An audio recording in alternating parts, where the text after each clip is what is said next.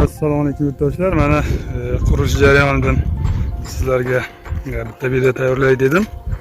Nasib bo'lsa bu yerga 8 ta bir xil o'lchamdagi kottejlarimiz tushadi. Yonma-yon orqama oldi ixchamgina kottejlarimiz tushadi. Mana shunday holatda kimga shunaqa proyektlar kerak bo'lsa bemalol murojaat qilasizlar. Hozir buni tayyor holatidagi 3D ko'rinishini ham tashlayman. Mana shu yerga 8 ta proyektimiz tushadi, ixchamgina kottejlar. Tomonda hali beton jarayoni mana padushkasi qo'yilgan, fundament ustidan terilgan.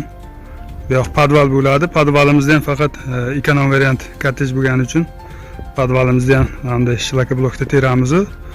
Ustidan 40 sm yana seysmopoyis yuradi ichida armaturalari bilan. Nasib bo'lsa uncha katta proyekt bo'lmaganligi uchun bemalol ko'taradi hammasini. Hammasi hisobga olingan.